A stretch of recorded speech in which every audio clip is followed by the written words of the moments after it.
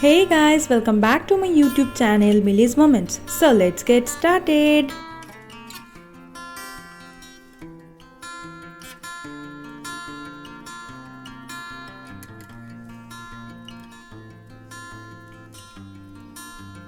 Good morning guys, আজ আবারও একটা নতুন সুন্দর সকাল নিয়ে ভিডিওটা তোমাদের সাথে স্টার্ট করছি। তো তোমরা দেখতেই পাচ্ছ আমরা সবাই রেডি হয়ে গেছি। এখন আমরা বেরোবো নাথাংয়ের উদ্দেশ্যে।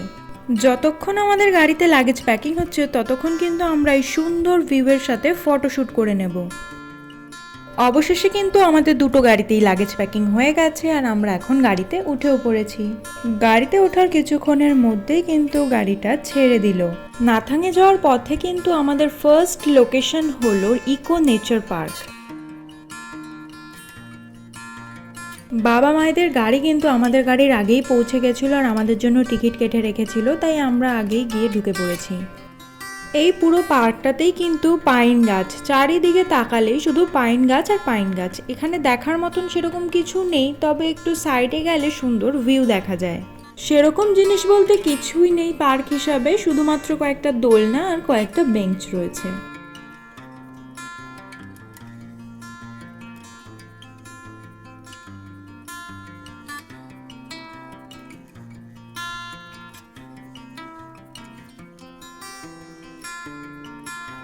কিছুক্ষণ পার্কে ঘুরে ফটো আর ভিডিও শ্যুট করে নেওয়ার পর আমরা আবারও রওনা দিলাম আমাদের নেক্সট লোকেশনের জন্য।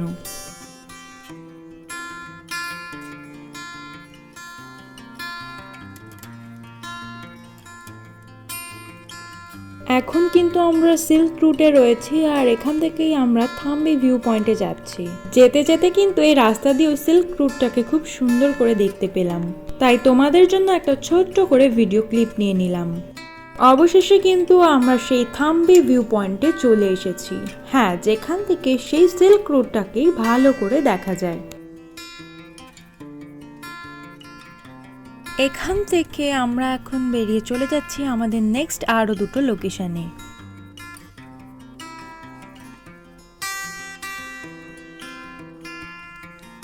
গাড়িতে যেতে যেতে পাহাড়ের গায়ে কিন্তু অল্প অল্প বরফ দেখতে পাচ্ছিলাম। তো আমরা এখন আমাদের নেক্সট ভিউ পয়েন্টে চলে এসেছি, তবে এই ভিউ পয়েন্টটার নাম কি আমার এখন মনে নেই। কারোর যদি জানা থাকে অবশ্যই কমেন্টে জানিও।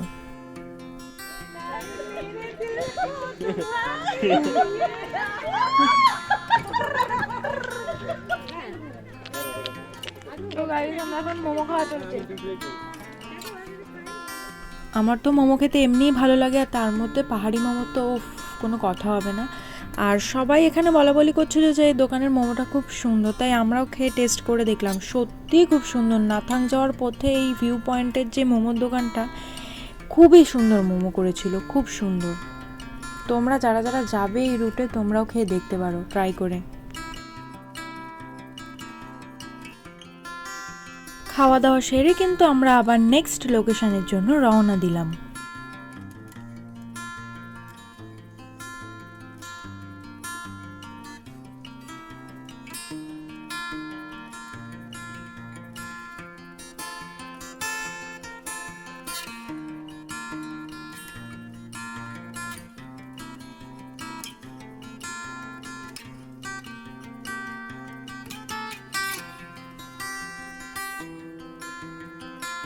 এখন আমরা চলে এসেছি কুপুক লেক দেখতে।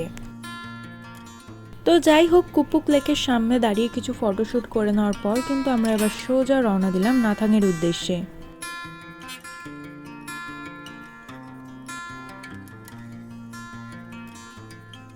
আমরা কিন্তু এখন নাথাং রোডে ঢুকলাম। নাথাং জায়গাটা এতটাই উঁচু যে এখানে কিন্তু গাছপালা অনেকই কম ছিল।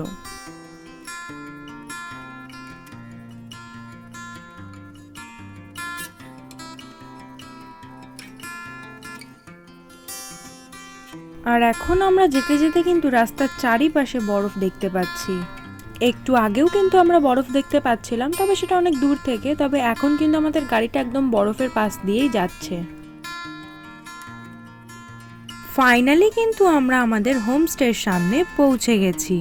গাড়িটা হোমস্টের সামনে থামতে না থামতেই গাড়ি থেকে নেমে দেখলাম হোমস্টের সামনেও পুরো বরফ পড়ে আছে।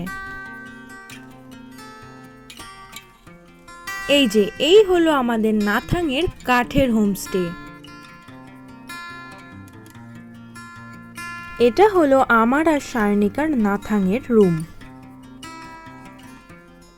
হোমস্টেতে পৌঁছাতে না পৌঁছাতেই ব্যাগগুলো কোনো মতে রুমের মধ্যে রেখে আমি, দাদা আর সায়নিকা মিলে ঘুরতে বেরিয়ে পড়েছি। অনেকটা ওপর দিকে উঠে আসার পর আমরা তিনজন মিলে একটু বসে রেস্ট করছিলাম আর চারিদিকে নেচারটাকে ফিল করার চেষ্টা করছিলাম। বেশ ভালোই লাগছিল আর চারিদিকে কিন্তু খুব হাওয়াও দিচ্ছিল। তো যাই হোক, কিছুক্ষণ বসে রেস্ট করা হয়ে গেছে। এখন আবার আমরা নিচের দিকে নেমে হোমস্টের দিকে ফিরে যাচ্ছি। ওখান থেকে নিচে নেমে হোমস্টের দিক থেকে ঘুরে এসে আমরা কিন্তু আবার অন্য একটা রাস্তায় ঘুরতে এসেছি। আমরা কিন্তু ঘুরতে এসে চারিপাশটা খুব সুন্দর করে এক্সপ্লোর করেছি, সুন্দর সুন্দর ভিউ দেখেছি, ফটোশ্যুট করেছি আর খুব মজাও করেছি। আমরা এখন যে রাস্তাতে রয়েছি এটা কিন্তু আর্মিদের এরিয়া, আর এই এরিয়ার পুরো ডেমনস্ট্রেশনটা এখানে সুন্দর ছোট্ট করে সাজানো ছিল। তো যাই হোক, যখন আমরা নিচের দিকে নামছিলাম, মানে আমাদের হোমস্টের দিকে ফিরছিলাম, তখন এই সুন্দর জিনিসটা নজরে পড়লো। তুলোর মতন কতখানি মেঘ পাহাড়ের চারিপাশে ভেসে বেড়াচ্ছে। 2000 years later. তুই আর আসতে চাস এখানে? ঠান্ডায় জমে বলতে পারছে না। এই যে 2 কাপ চা দিয়ে গেছে, এখন আমরা এই চাটা খেয়ে গাটা একটু গরম করবো। মাত্র ঠান্ডা চা জল হয়ে যাবে। তো আমরা এমন ঠান্ডা জায়গায় এসে উঠে একটু গরম খুঁজ দিয়ে চায়ের কাপটা ধরে বসে আছি একটু গরম।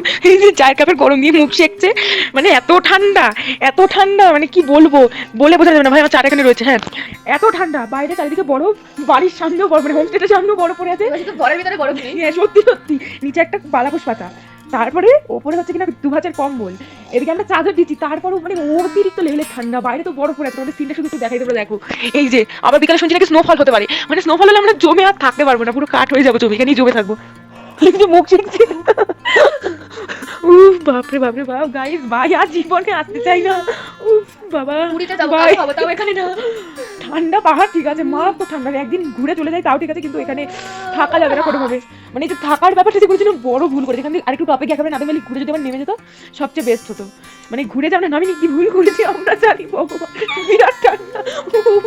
ভাবছো তো নাটক করছি, ড্রামা করছি, কিন্তু অ্যাকচুয়ালিতে না, ভীষণ ঠান্ডা। আর কথা বলছি সিরিয়াসলি, এখানে থেকে এসে থাকে সিল্ক রুটের এইখানে হোমস্টেতে, এপ্রিল মাস যেটা, সে বুঝতে পারবে। অ্যাকচুয়ালি আমরা মিথ্যে কথা বলছি, নাটক করছি না কি করছি, বাই গাইস ঠান্ডায় কথা বলতে পারছি না। আমরা গরম চা, তাহলে সত্যি জল হয়ে গেছে দিতে না দিতে। আর এদিকে না গাইস দেখছি, আর এদিকে হচ্ছে গরম পকোড়া খাচ্ছি। ঘুরে এসে ভিডিওটা স্টার্ট করতে মনে নেই, একটু রেস্ট করছিলাম, আর এখন এদিকে চা আর পকোড়া দিচ্ছে, তাই গরম চা পকোড়া খেয়ে নিচ্ছিলাম। দাদা যেটা বললো সেটা একদমই ভুল কথা। এখন কোনো -1 ডিগ্রি টেম্পারেচার নয়, এখন 6 ডিগ্রি চলছে, রাতে 2 বা 1 ডিগ্রি হয়ে যাবে। তো যাই হোক, আমাদের কাছে রাত হয়নি, তবে নাথাংয়ে কিন্তু অনেকটাই রাত, তাই এখন 9টার সময় ডিনার করে নিচ্ছি। আজকের মতন এইটুকুই। If you love this video then like, share, comment, subscribe and don't forget to press the bell icon. Bye by.